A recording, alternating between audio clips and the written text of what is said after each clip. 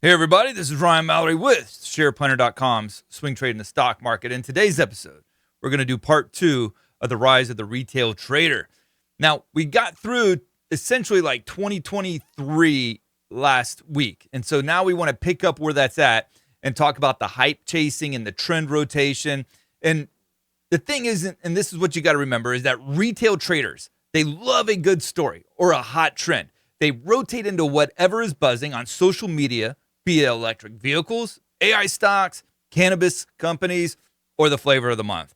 In 2021, meme stocks and SPACs was the theme. In 2023, it was the AI-related stocks after ChatGPT's success. And this often leads to a crowded trades where many retailers and investors rush into the same few tickers. The results can be explosive, short-term moves followed by sharp reversals when the hype starts to fade. Now, stocks weren't the only asset classes during this time that were booming from retail speculation. The retail trader mindset spilled over into cryptocurrency, NFTs. Remember those things? Those were like, I still don't even understand what the NFT is to this day. But nonetheless, people were buying them and they were paying millions of dollars for them. And now they're worth like pennies on the dollar. And they were doing meme coins as well. In 2021, alongside of the meme stocks, there was an explosion of interest in the NFTs. That stands for non-fungible tokens. I still don't know what these things really do, but essentially what the Oxford Dictionary, I guess, would probably give it is it's a digital collectible or an art on the blockchain. And so suddenly it wasn't like stocks like GameStop just being hyped. People were talking about CryptoPunks and Bored Apes, the Yacht Club, NBA shot moments. I remember when they first came out with NBA top shot moments, I thought they were actually selling you rights to like footage from the NBA, like classic. I thought that was kind of cool. Like you would get royalties or something from it. No, it's nothing even close to that. It's just like a picture. It's a PNG essentially. I know some people listening will take issue with that, but come on, tell me I'm not wrong.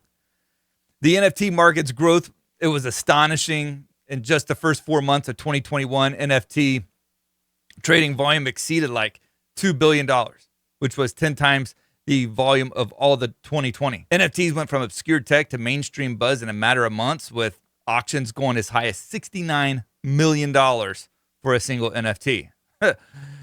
Just like with meme stocks, many threw caution to the wind.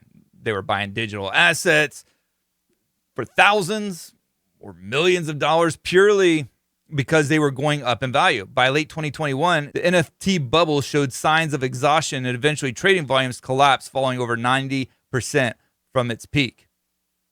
And then you have the meme coin craze. It was another extension of this crazy trend. Inspired by the original meme cryptocurrency Dogecoin, which itself soared by thousands of percent in early 2021 thanks to retail traders and Elon Musk's tweets, newer and even more absurd meme coins emerged. And we're still seeing that to this day. I mean, right now you still have Fartcoin that's just blowing the roof off of things. So by 2023 and 2024, coins like Shibu and Pepe Coin and others grabbed headlines for massive short-term gains. And like I said, the pinnacle of this is probably what we're living through right now in 2024 with meme coins like Fartcoin breaking into the top meme cryptocurrencies by market cap, surging to over $1 billion in value. The idea that there could even be something called Fartcoin and it could be worth over $1 billion underscores the speculative excess that retail traders were willing to indulge in. And believe me, there were far worse names than Fartcoin out there. So whether it's in stocks or crypto or digital art, the mindset was the same. Jump on the hottest trade, ride the momentum, ignore traditional valuation, and hope to sell before the crash. Essentially, you're hoping that there's another idiot that's bigger than yourself. So then you have this retail versus institutional trader dynamic. And there's a huge difference between the two. And understanding how retail traders differ from institutional investors helps explain why many market dynamics we're seeing today is happening, why it's actually happening. And that is the decision-making process. Retail traders often make decisions based on personal intuition, internet research, tips from social media. The process can be fast and loosely structured. A retail trader might buy a stock within minutes of seeing a tweet or TikTok about it. Yes, I said TikTok. People buy trades based off of what they see on TikTok. In contrast, institutional investors typically follow a more rigorous process with research teams and risk managers and investment committees. This can make institutional decision making slower and more methodical, and sometimes missing fast moving opportunities that nimble retail traders are able to jump on. And then you have risk management. And this is a significant difference. So you have institutions that have formal risk management protocols with position size limits, stop loss levels, and portfolio diversification rules. A hedge fund manager must answer to clients if a trade goes wrong. Retail traders, on the other hand, using their own money, have the freedom to throw caution aside, and many do. Actually, I'd say most do. This explains why retail accounts sometimes experience dramatic blowups. There's often no one to tell an individual, hey, you're over leveraged here, until it's too late. So retail traders typically operate on a shorter time frames. Many look for quick swing trades or even day trades. They might measure success in terms of daily or weekly gains. Institutional investors, though, they're often working on much longer horizons, quarters or years, especially in the case of mutual funds and pension funds and investing for the long-term growth. This difference in time horizon can create interesting market dynamics where both groups are active in the same securities. Now, before I keep going, I want to make sure that you guys know about swingtradingthestockmarket.com. That is the service that goes alongside of this podcast and greatly supports this podcast. If you're able to join in, you get all of my stock market research each and every day, be part of the Discord, and get all of my trade alerts and actions that I'm taking in the stock market on a daily basis. It's really awesome. I encourage you to check it out, swingtradingthestockmarket.com. So how did retail flows change the market? Well, the retail trading revolution has fundamentally altered the market structure in several important ways. For one, high volatility in individual stocks. With swarms of retail traders able to mobilize quickly, individuals can see outsized moves more frequently. Stocks that get popular on Reddit can gap up or down 20-30% in a single day. Moves that used to be a rare outside chance of happening outside of earnings reports happens on the regular now. You have casino-like flows from retail, especially via options, have contributed to phenomena like gamma squeezes, where market makers hedging retail option trades further propels the stock moves to the upside. And so you have these extended rallies and deeper corrections where retail momentum can sustain trends longer than many expect. When retail traders collectively believe a stock is going to the moon, they can keep bidding up beyond rational valuation. This led to the overextended rallies in stocks like Tesla, which soared roughly 10x from late 2019 to late 2021. On the flip side, though, when the bubble pops, they can crash hard, as seen by many speculative stocks in 2022, dropping 70 to 80% or more. So sentiment is a driving force among retail. Perhaps the biggest structural shift is that the market sentiment indicators like social media trends or Google search trends have become critically important. In the past, one could focus heavily on earnings, economic data, and institutional fund flows.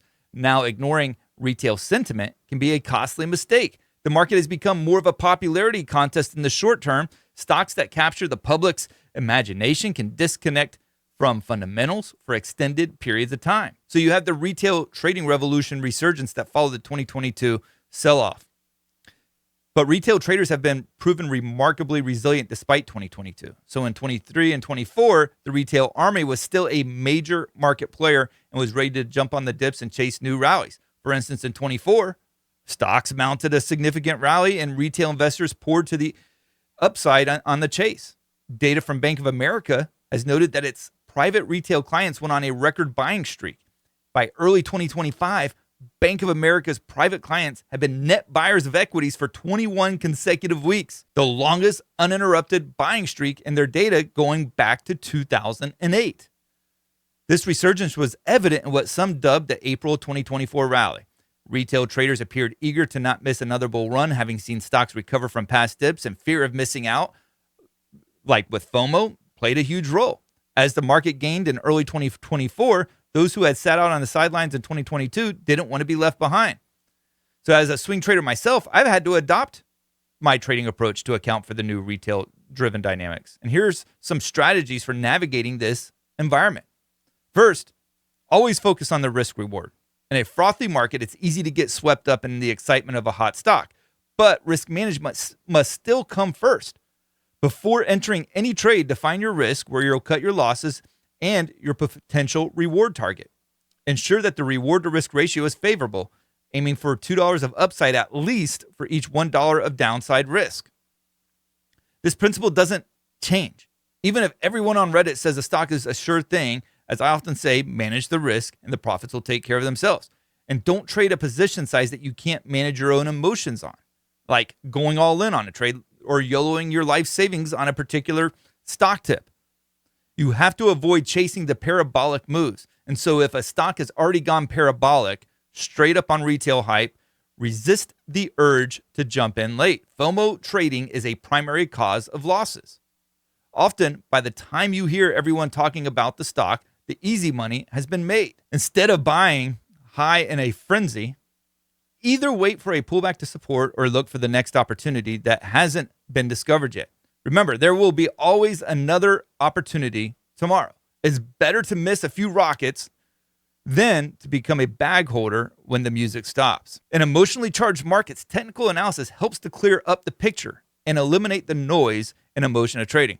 Crowds tend to act at obvious technical levels, and they react to those support levels and to those resistance levels, even if they don't even realize it. So keep an eye on volume patterns. A surge in volume can often confirm a retail-fueled breakout, while a climax in volume might signal a blow-off top. So don't fight the trend, but know when it's exhausted. When retail money is flowing strongly into the market, it can create powerful uptrends, and it usually pays to trade in the direction of those flows. Fighting a retail-driven rally by shorting too early can be painful. Trust me, I know all about this. And plenty of seasoned short sellers learned this the hard way in 2020 and 2021 with the meme stocks. And trust me, I thought the meme stocks were crazy and way overvalued, but they went higher than even I expected. So as a trader, as a swing trader, you can ride the trend, but keep raising your stop losses to protect profits as prices start mooning. And don't be afraid to take partial profits. And if you have conviction that a move is a bubble, it's okay to step aside rather than short it too early. Cash is a position too. In fact, instead of even shorting it too early, I'd probably say if it's one of these meme stocks, don't short it at all because you just don't know what kind of crazy gaps that you might have to deal with on an overnight basis. Tune out the noise and stick to your plan because in the age of social media, one of the biggest challenges is constant noise. You'll hear hundreds of opinions daily on Reddit, Twitter, Discord. It can be overwhelming and lead to second guessing on your trades. While it's good to become aware of retail sentiment, don't let the crowd override your trading plan. If you entered a trade with a plan, entry, target, stop, based on your analysis, stick to it. Don't suddenly sell out just because someone tweeted a bearish take, and don't hold longer than planned because forum users insist that the stock is going much higher. I often remind traders the market will always test your emotional control. Those who can keep emotions at bay and execute their strategy systematically will outperform those swayed by every twist of crowd sentiment. This rise of retail trader has undeniably shaped the stock market landscape. We've gone from a market dominated by institutions to one where the little guys collectively wield significant influence. So these retail investors bringing high energy and risk appetite, driving trends that can confound traditional analysis. Their behavioral patterns add both liquidity and volatility to the markets. We've seen them behave at times like a massive crowd of momentum chasers and at other times like stubborn contrarians who won't sell despite the warning signs.